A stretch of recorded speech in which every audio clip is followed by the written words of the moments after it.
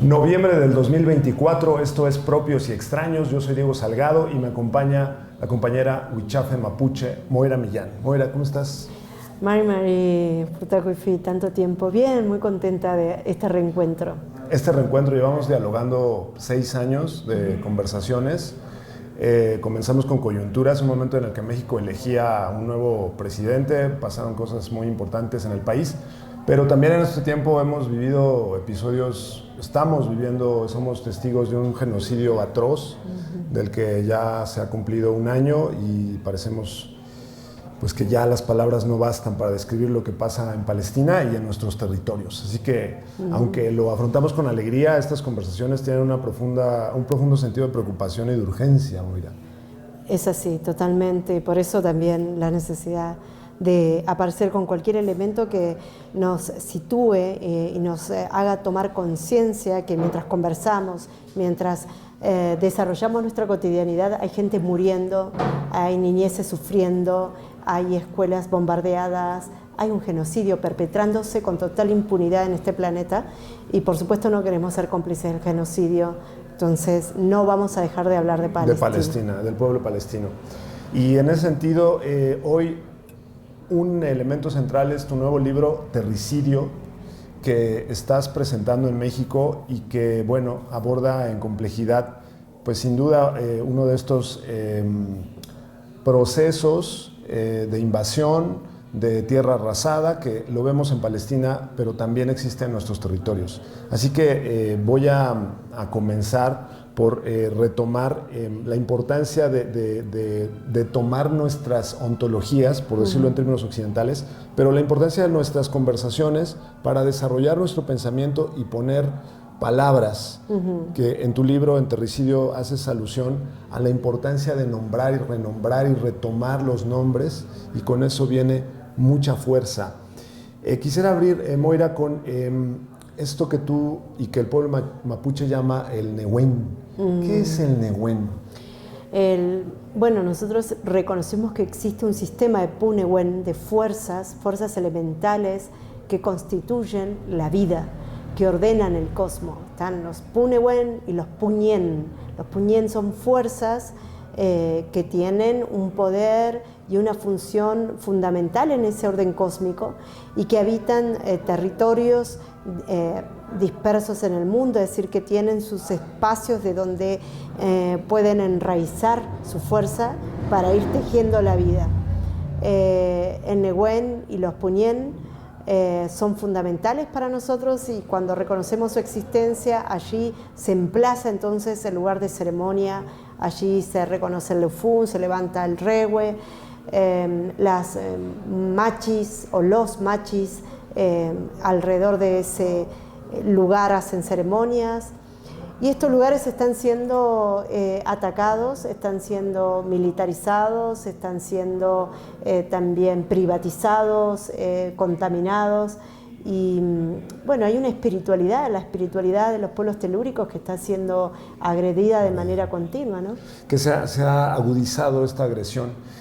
Yo comienzo por reflexionar sobre la importancia de darle un lugar muy importante a esta forma de pensar el territorio, de pensar los lugares que habitamos, porque de momento pareciera que la modernidad, esto que tú llamas, este lugar tan reducido al proyecto al que nos han encaminado, discrimina como creencias, como ideas a superar, esta forma de entender el lugar en el que habitamos, ¿no?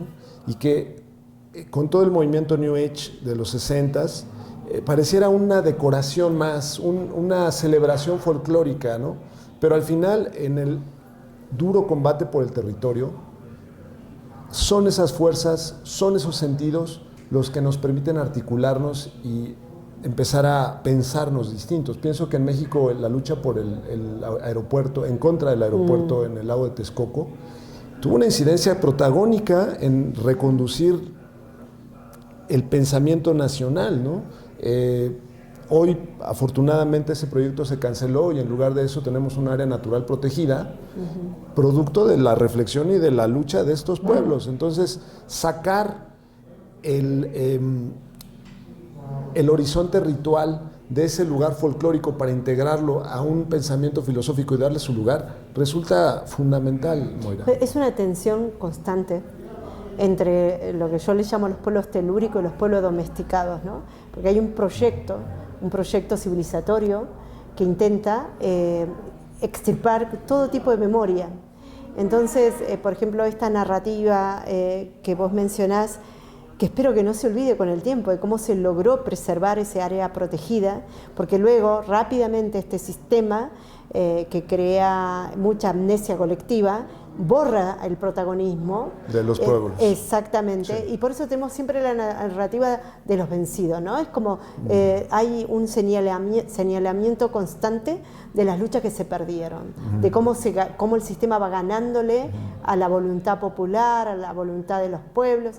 Y creo que es muy fundamental en estos tiempos que parece de tanta oscuridad, de resurgimiento fascista, donde el odio se ha emposado como política pública, recordar que fuimos capaces de muchos procesos emancipatorios, de muchos levantamientos, de muchas insurgencias y de muchas rebeldías que cobraron, se materializaron con proyectos alternativos que caminan y que a pesar de todo se han sostenido en el tiempo.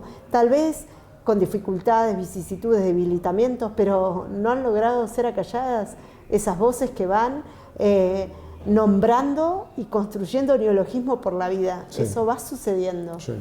Y forma parte de combatir, pienso yo, este pensamiento catastrofista del fin de los tiempos y la condena y las horas que faltan para que acabe el planeta, y que va por completo en contra de esta renovación que palpamos de la tierra, esta generosidad de la lluvia, esta generosidad, y que podríamos conducir nuestras acciones más por un esquema de integración, de convivencia, que por este esquema alarmista.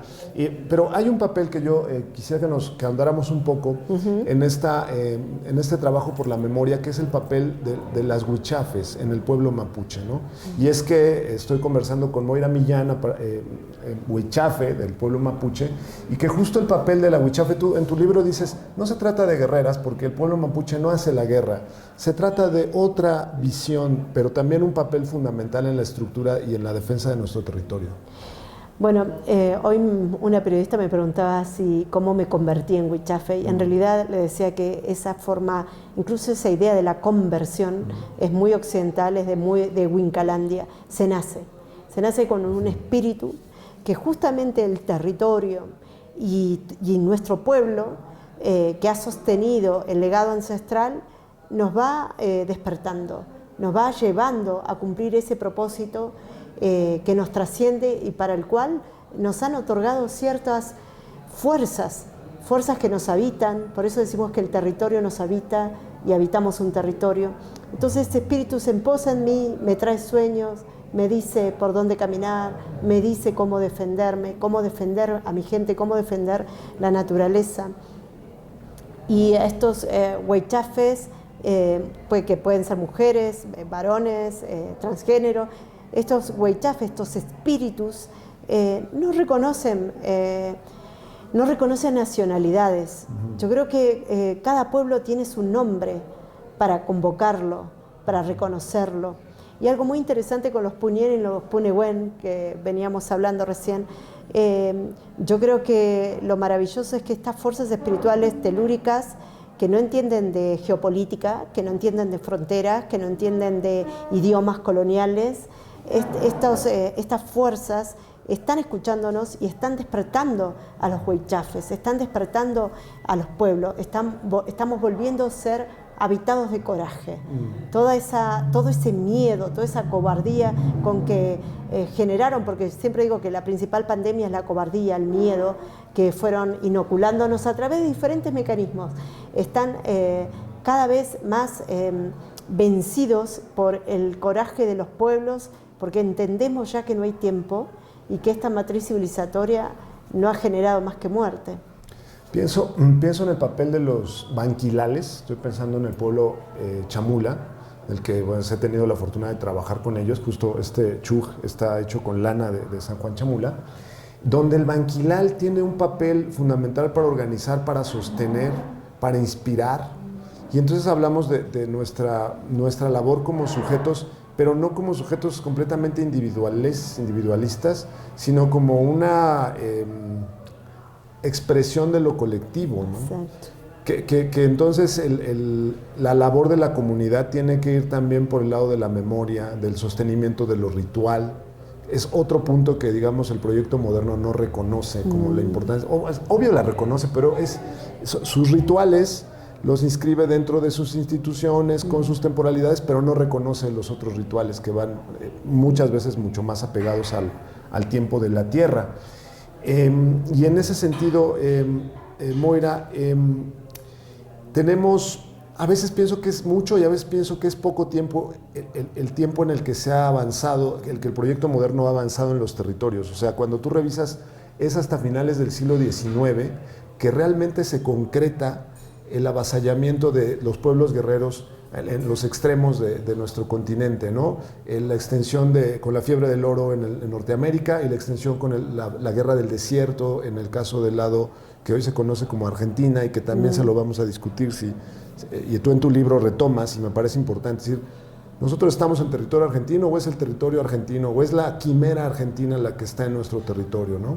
Entonces, ¿en qué momento sientes que estamos en esta dura guerra contra los pueblos y en esta importante resistencia?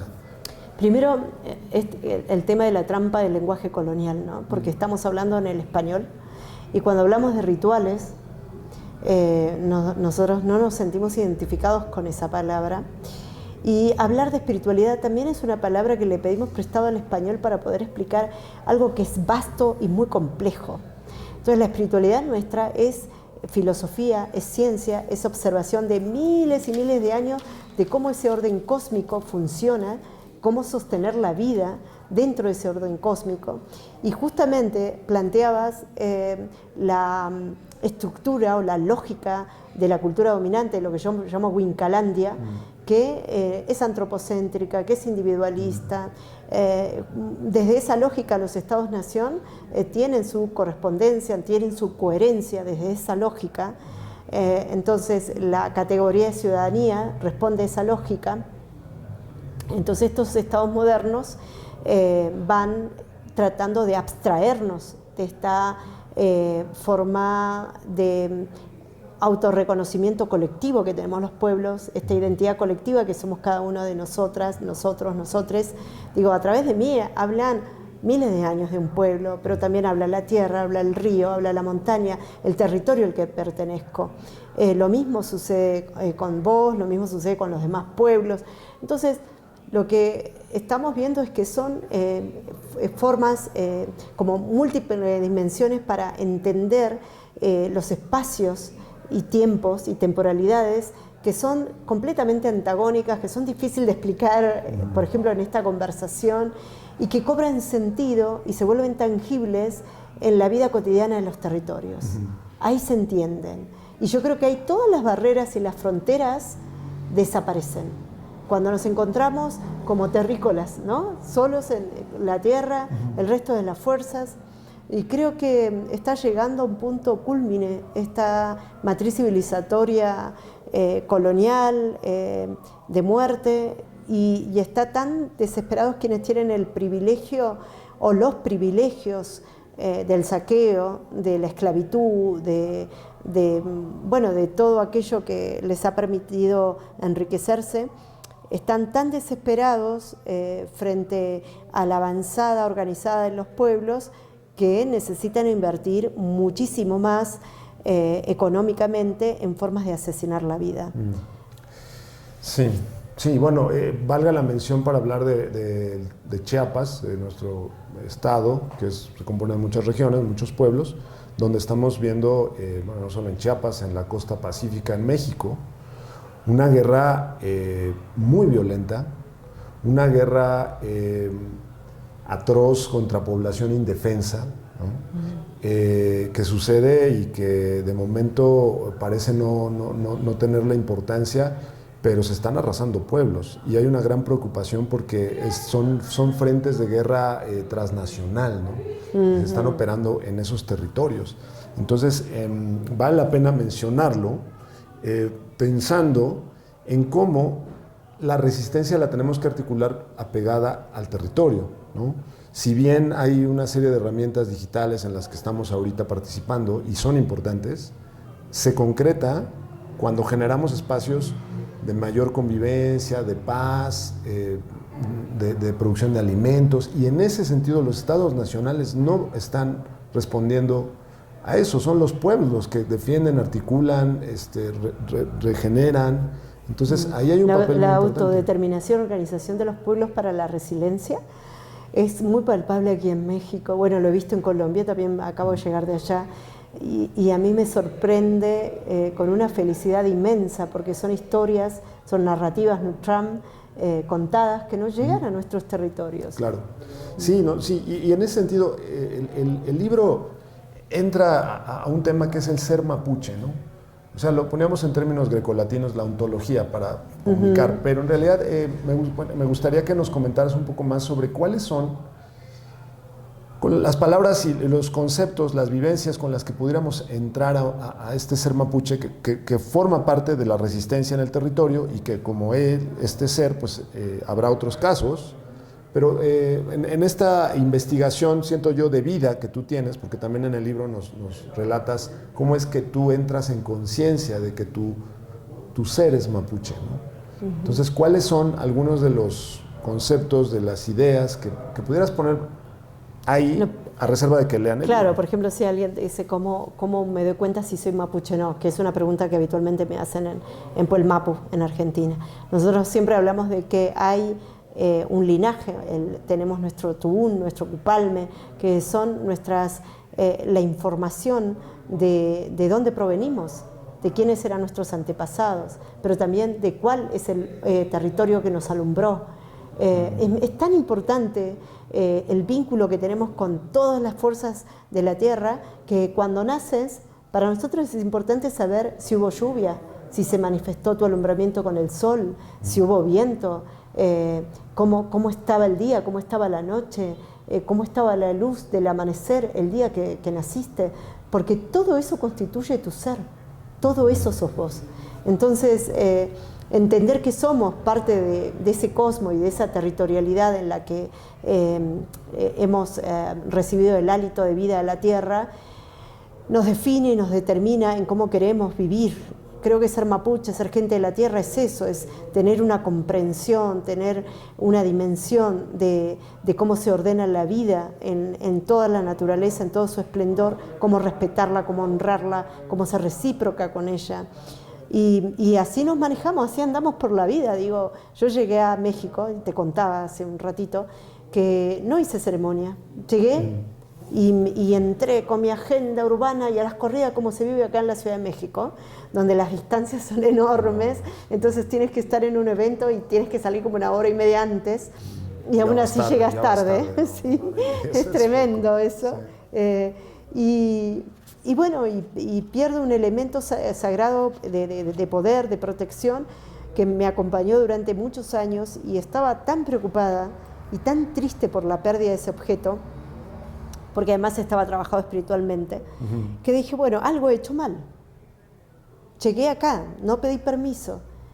Esto no es una mera ciudad de cemento. Acá hay seguramente fuerzas espirituales, porque no se siente en todos lados, Diego. Claro. No, la Ciudad de México. Me pasó acá esto, sí.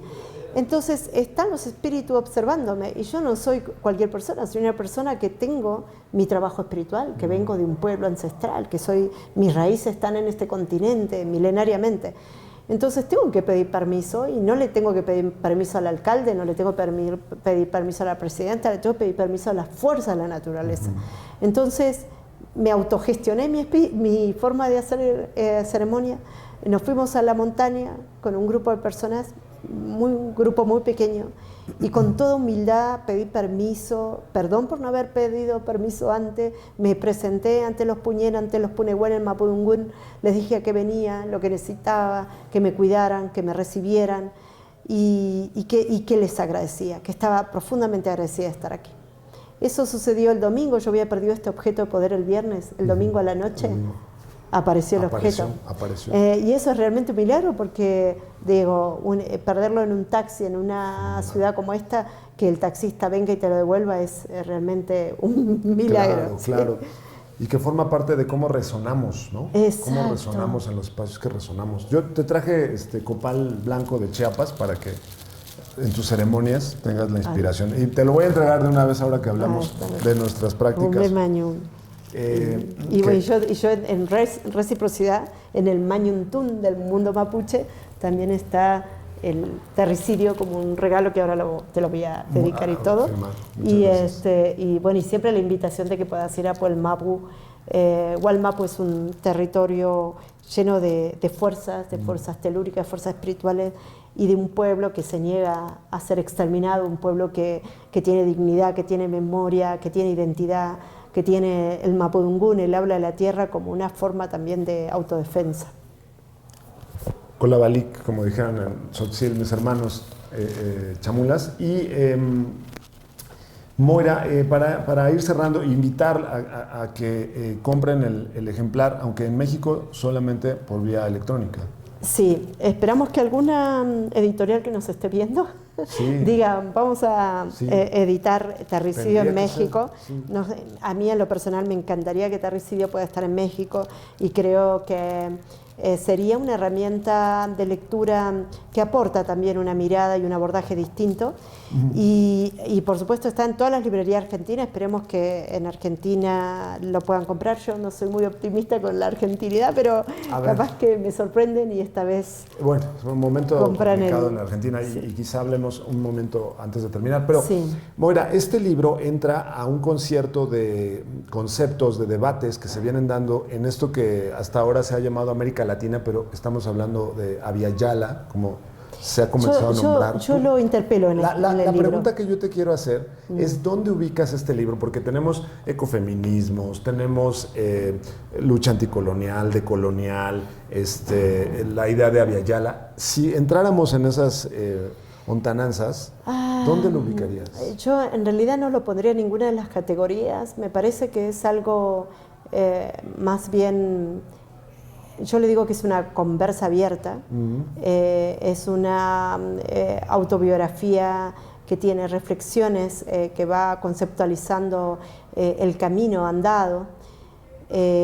Incluso creo que por ahí tiene un poco de todo, es un popurrí de todo, porque soy mujer, no puedo dejar de hablar sobre el patriarcado y soy antipatriarcal, soy de este continente indoafroamericano y no puedo dejar de hablar del racismo.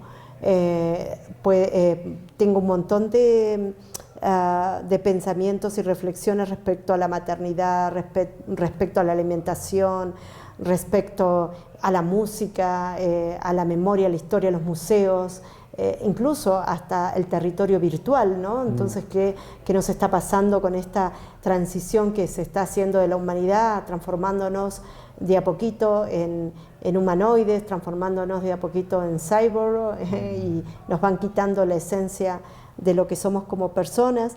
Entonces creo que tiene de todo un poco. Interpelo incluso la categoría en la nomenclatura, porque interpelo muchas nomenclaturas, entre ellas la de Abya Yala.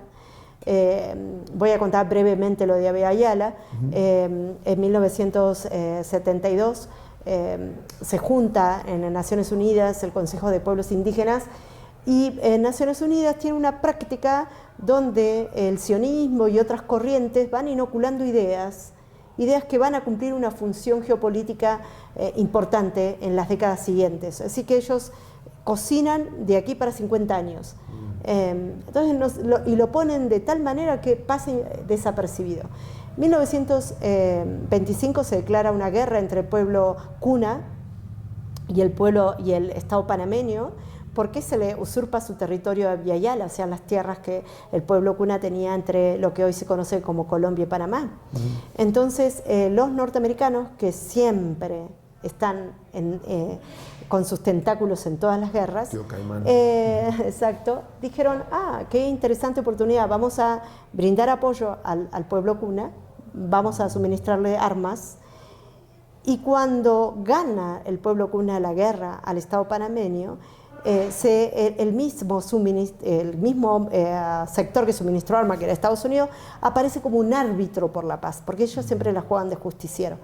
Entonces hacen un acta donde ponen que Los cunas han perdido el área continental y le van a dar a partir de ese momento más de 360 islas que conforman hoy Cunayala, y la parte continental llamada Abya Yala va a quedar en manos de la base norteamericana que se instala en Panamá durante décadas, y que hoy mismo, si vamos a la ciudad de Panamá, vemos dónde estaba la base norteamericana y dónde estaba el pueblo panameño. Entonces, cada vez cuando resurge este nombre, esta nomenclatura homogeneizante para todo el continente, porque recuerdan ustedes que en Norteamérica, en Estados Unidos, aquí es Norteamérica también, debe haber tenido su nombre aquí, en Estados Unidos le llaman Isla Tortuga, Tahuantinsuyo más en el sur, Gualmapu, nosotros mapuches. O sea, ¿qué quiero decir con esto? Que todos los pueblos y naciones sin Estado han tenido la forma de llamar a su territorio. ¿Por qué entonces ahora se le ocurrió a Naciones Unidas hegemonizar con una sola nomenclatura todo el territorio? Y tan justo eligen aquella donde ellos son beneficiarios, ¿no?, de llamarse a sí mismos Abya Yala para los norteamericanos. Entonces, cada vez que decimos Abya Yala, estamos reforzando la intencionalidad imperialista sobre el continente. Pues mira, muy interesante. No conocía esa etimología del término, pero me parece fundamental que seas tú quien empuje con este libro una reflexión que viene desde afuera de la academia y desde afuera de todas estas prácticas institucionales de las que forman parte de la academia, porque cuando yo te hablaba de la decolonialidad y todo esto, pues es un grupo, son académicos bastante occidentales, con todo el respeto que le podamos tener a Enrique Dussel y a todos estos, digamos, académicos, pues todavía no tenemos estas voces que creo que tú estás empujando una serie de categorías a partir de una experiencia de vida que no es la de la academia. Y yo ahí pongo un valor muy importante en escuchar tu propuesta a partir de tu experiencia.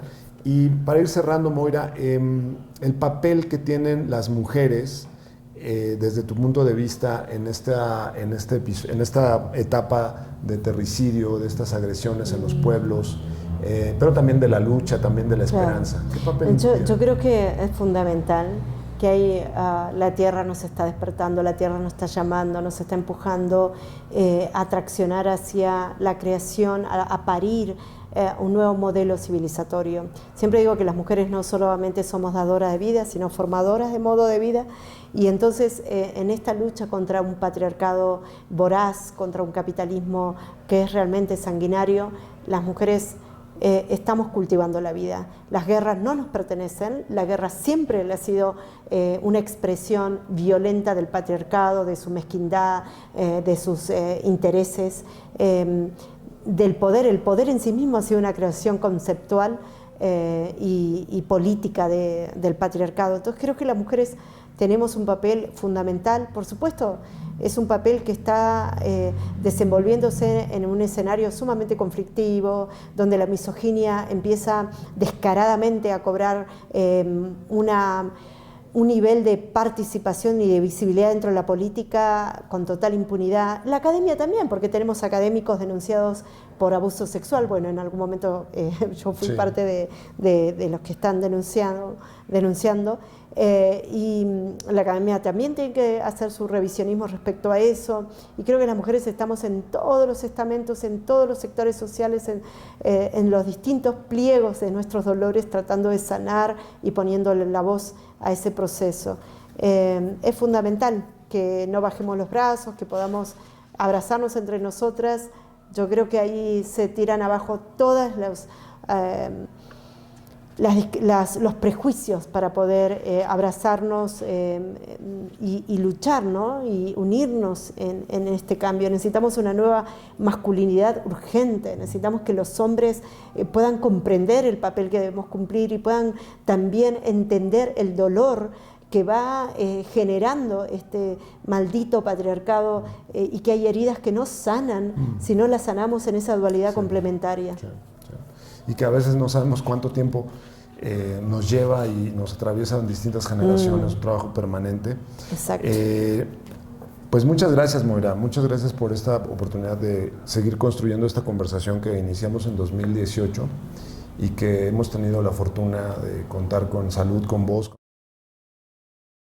Para que adquieran Terricidio en México y en todos los países, ¿solo se encuentra en físico en Argentina? Por ahora solo en Argentina, estamos viendo va a estar muy pronto en Francia, en el mes de marzo, en la editorial feminista de París se va a presentar, y va a estar en inglés también en una editorial Lab de Inglaterra. Y esperamos que en cada país adquieran los derechos para poder reproducirlo. Para poder compartirlo.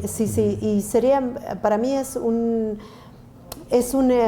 libro que, como bien vos decías, no viene de la academia, por lo tanto el lenguaje es muy ameno, es muy sencillo, sí. Es como encontrarse en una conversa con mate de por medio y conversar de manera profunda sobre la memoria, sobre los ancestros, sobre la vida, y por qué no ensayar también modelos alternativos. Tenemos que ensayar modelos alternativos. También te queremos regalar estas semillas de maíz criollo de Tecali de Herrera, de nuestra hermana Tania Galindo de Butó Chilango, que te las manda para que las lleves a tu tierra. Y cerrar hablando del sabor de nuestra existencia, Moira, que es algo que tú pones sobre la mesa, porque tenemos que crear el nuevo mundo a la par que resistimos el mundo terrible de estas guerras, ¿no? Pienso que México, todos los pueblos que constituyen este México serían nuestros guías en ese sentido. Yo estoy asombrada de cómo la identidad gastronómica, los sabores y los aromas milenarios que se ponen en la mesa de cada familia en México constituye una identidad y te diría incluso hasta espiritual, ¿no? Hablas con la gente y la gente te dice, ya comiste esto, ya probaste lo otro, y con orgullo la gastronomía mexicana se plantea como un bastión identitario anticolonial, y eso me parece fascinante. Digo, si hubiera un pueblo que tuviera, en plena crisis alimentaria como la estamos viviendo, donde las hambrunas, porque se habla de insuficiencia alimentaria o que hay escasez de comida, hay hambrunas, y hay hambrunas porque hay realmente una especulación perversa por parte de la agroindustria. Y tenemos un México que tiene esta variedad de maíz, de variedades de papas, variedades de semillas, y donde la gente ha entendido la importancia de resguardar la agricultura, la agroecología, la comida. Yo admiro México en ese sentido. Realmente estoy terminando mi próxima novela, que es Los Caminos del Cilantro, y hay un personaje a través del cual yo rindo un homenaje a México, porque me parece que es un faro gastronómico al mundo. Sí, y con la gastronomía toda una forma de vida y una forma de vivir el tiempo y de una meditación, ¿no? Porque nosotros comemos ponemos todos nuestros sentidos ahí, porque es un espectáculo permanente. Pues nada, muchas gracias, Moira. Estaremos dando más por tus canales, por mis canales y por todos los canales que nos ofrezcan para darle combate a esta cultura de la guerra, esta forma de vida que pues tristemente asola a muchos territorios, a muchos pueblos. Nuestra solidaridad y nuestro cariño, por supuesto, para el pueblo chiapaneco, para los palestinos, para los pueblos de la costa pacífica de México y todos los pueblos que están siendo agredidos por estas nuevas tecnologías, drones, técnicas de asesinato. La geoingeniería también utilizada para huracanes y para terremotos. Sigamos resistiendo juntos y juntas. Eso fue Propios y Extraños. Yo soy Diego Salgado. Les veo en la siguiente conversación. Les invitamos a adquirir Terricidio de Moira Millán. Se encuentra en todas las plataformas de ebooks, libros digitales. No está en físico en muchos países, pronto lo estará, pero apoyen el pensamiento autónomo en América Latina.